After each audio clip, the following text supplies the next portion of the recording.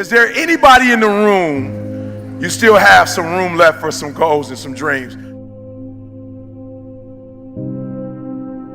All right, so here's what I want you to do for me. I want you to write that down for me. All right, I want you to write that down for me. All right, now remember, the goal is execute, execute, execute. All right, so here's the challenge that I have. So there are two groups of people walking the earth. All right, you got one group right now. Now both groups have these dreams and these goals. Both groups, from the time that they were young, saw things on television, read things in books. They physically saw people doing things. And it was like, yo, I want to do that. Like, I want that. I remember being a kid, and I used to watch the Brady Bunch. And I used to be like, yo, I want a family like that. I remember watching it. See, my mom had me. She got pregnant at 17 with me. I didn't really start talking to my biological father, like literally having a conversation with my biological father until I was 30. So as a child, because I didn't have that, traditional home, I remember looking at the Brady Bunch going, I remember, Leave It to Beaver. Leave It to Beaver. Like, I just was like, as the Cleavers, like, they just had it going on. You know what I'm saying? They never like really argued. You know what I'm saying? Like, they worked everything out. Everybody like had roles and responsibilities. It was just, they were great. Right? And so I remember growing up, like, yo, one day, like, this is my reality. But one day I'm gonna have a family just like Leave It to Beaver. Like, I remember saying it to myself. And I remember friends, like, they want to drive these kind of cars and live in these type of neighborhoods. I wasn't really thinking about that kind of stuff. I was just like, you know what? Like, one day I just want to have a happy family. Like, I want to come home and I want my kids to like run up to me, Dad. When they get older, I want them to be proud of me. Right? I just had these dreams. I'm gonna put my kids through college. They're not gonna have to pay for college. I'm gonna put them through college. Like, they're gonna go to, these big colleges and whatever. I had dreams.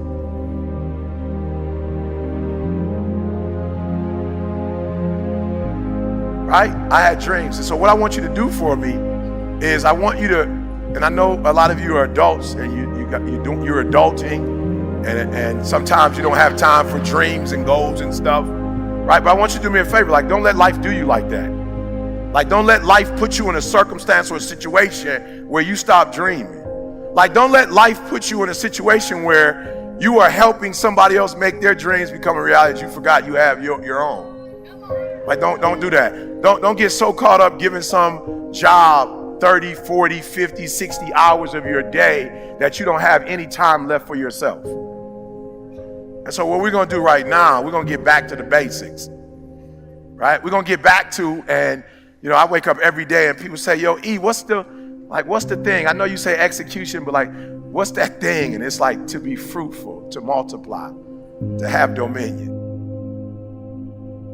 Like, no. When I wake up every day, like, I claim that the first commandment was I was commissioned to be fruitful, to multiply, and to have dominion. Like, that's what I was commissioned to do. Like, that's the command. And so I want you to write down those dreams and goals that you still have that you have not accomplished. I want you to write them down.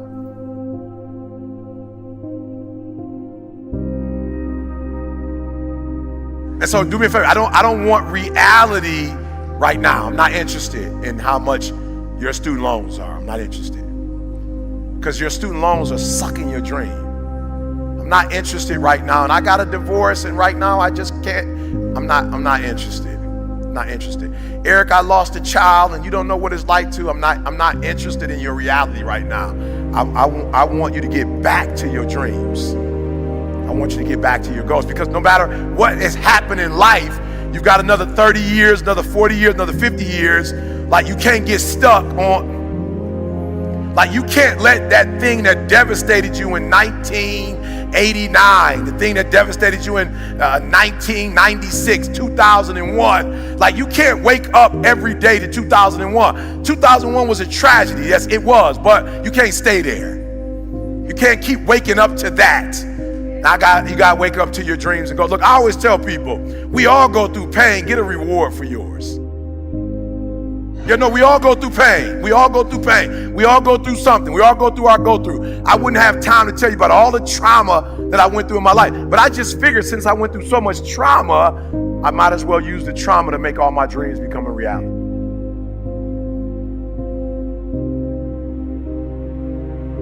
So you got my homie that called me the other day. Like I'm like, this is blowing my mind. I'm like, God, I'm the #1 motivational speaker in the world. Like, I don't know why you calling me and you're not getting personal development from me. No, listen to what I just said. This is my best friend in the whole wide world. Listen to me very close. Like, this is the dude I trust with my wife and my kid. Like, this is the person that my dreams, like, he helped me with my dream. I said, why are we on the phone talking about deficits right now? Why are you doing that? Do you know people who don't know me and I'm not their best friend in the whole wide world have gone through one of my programs and now they killing the game, and you know me and you're not killing the game? So we're on the phone. I'm like, yo, God, do me a favor. Like, can we stop talking about your reality? I'm not interested. I'm like right now in marital bliss and you trying to bring me back to divorce. Like, you talking about your marriage and where it ain't. I don't want to talk about that right now. I'm in bliss. So don't bring me there. I'm a multimillionaire. You talking about you're not making enough money to take care of you. I don't want to talk about that talk. Can we talk about your dreams and goals and get to them? So we're having a conversation, right? And so I said, look, just stop, right? Just tell me, what are your dreams and goals? You're like, to be a multimillionaire, to do this with my wife, take care of my kid.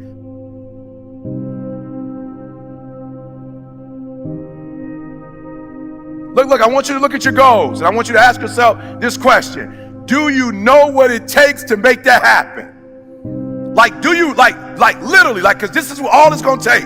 3 things, it's all it's going to take. Do you know what it takes? Look, the only thing it takes to go from where I went to, a homeless, high school dropout, sleeping in abandoned buildings, eating out of trash cans, I went from being a high school dropout, getting a GED, to having a PhD. Listen to me, the only thing it takes is knowing what it takes. So one day I woke up and was like, okay, E, stop talking about what you don't have. You need to know what you don't know so you can get to where you're trying to get to. Listen to me, guys. I'm real simple. The first thing I'm going to ask you, do you know what it takes? That's it. Now, if you know what it takes, that's great. You mark it off.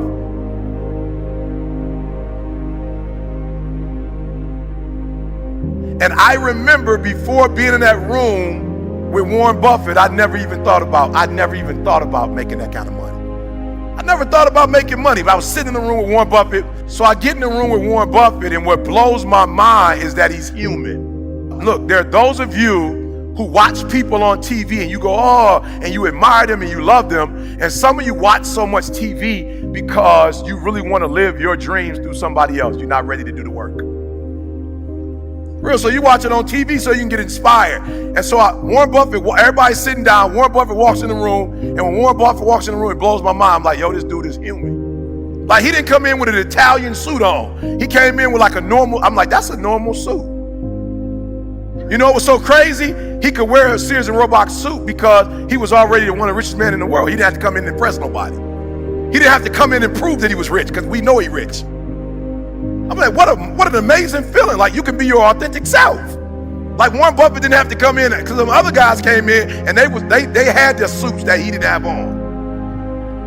And they had the $1 million watches that he didn't have on. And they had the shoes that he wasn't wearing. He had a normal tie on. He didn't have it all the way up. He didn't have a Pat Riley cut.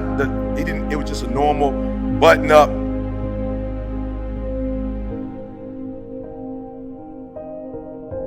And he came in the room and he's not GQ. So he wasn't trying to act like he came in to give financial advice.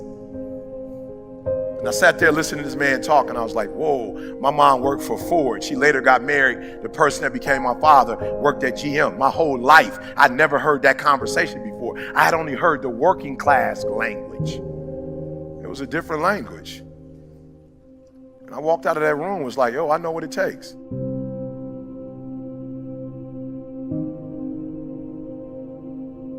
So being successful is not who you are, it's what you know.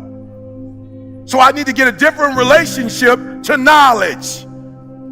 So you're in this room and we've been here for a few days. We did not come here to be entertained. You did not come here to get pumped up. And I'm telling you, I'm hyped right now. So I'm hyped, but I did not come here just so you can get pumped up or get hyped. You have been given information. You are this close to making every dream you wrote down happen. Why? Because you have been taught by the best of the best.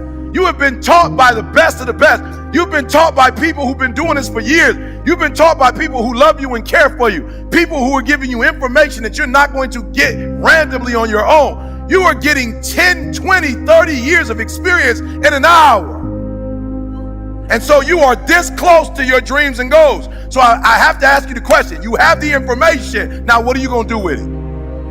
You have the information. I sat in a room with Warren Buffett. Listen to me very closely. You type my name in, and this is by the glory of God. You type my name in, and it's going to say something. You put my name in Google, something's going to come up.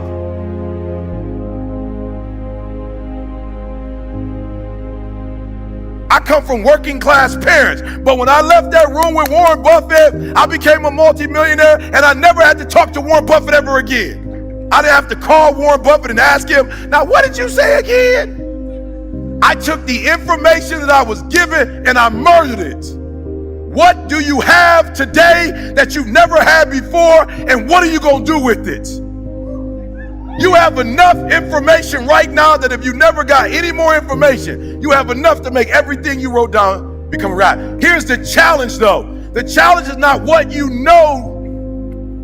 It is not what you've learned today. The challenge is what you knew before today. I'm going to say it slower because it's the simplest thing I'm ever going to say. What you already know is why you are where you are.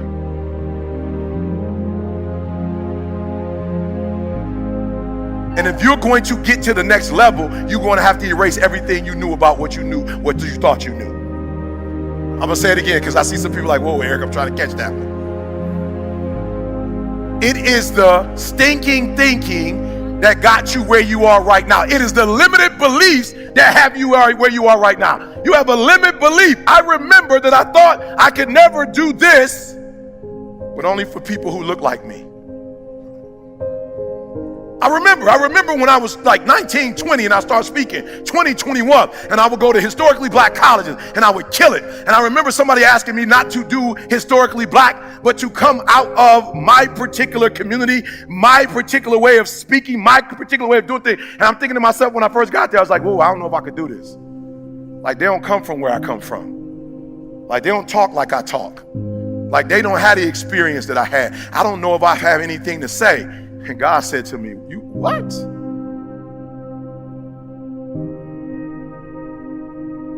I'll never forget talking to Les Brown and Bob Proctor. Les Brown was like, yo, you the number one motivational speaker in the world. I wasn't even a number at that time. He said, you the number one motivational speaker in the world. And I remember, I'm not going to say it out loud, but I remember how the conversation started. I actually named somebody that I thought was number one. And he said, how dare you say their name out loud and say they're number one. You're the number one motivational speaker in the world. And you better not ever say they're number one. You're number one. And I said, hold up, why? But I just started speaking. He says, no one on the planet is giving free information away like you giving free information away. Nobody in the planet loves people the way. There's no other motivational speaker going to prisons. There's no other motivational speaker talking to 12 kids in a detention center. There's no other motivational speaker going to schools and shaking kids' hands on their way to school and not getting paid a dime for it. Meeting them at 6:30 saying, good morning. He said, you are the number one motivational speaker in the world because nobody cares about humans like you care. He said, you ain't even charging. Boy, you know how much money you should be charging? Bob Proctor said, how much you charge? I was like, about 5, 10 grand. He was like, what? Bob Proctor said, what? I was like, 5, 10 grand. It was right here in Phoenix when you spoke together. He said, don't you ever do that again. No less than 20,000. I went back and told my secretary, I was like, look, man, I talked to Bob Proctor. He said, no less than. I had to fire her from that position and give her another position because she couldn't say 20,000 when people called. I'm being real. She couldn't say it. When she said it, she didn't say it like she believed it. And so people would be like, nope, bring it all the way down. And then CJ was like, let me say it because I've been with him. I see him at the schools. I see him at the prisons. I see him at Michigan State doing program for kids every week when they don't even want him doing it. Let me tell him, 20,000. And if you don't, CJ would say 20,000. If you call me tomorrow, it's going to be 25.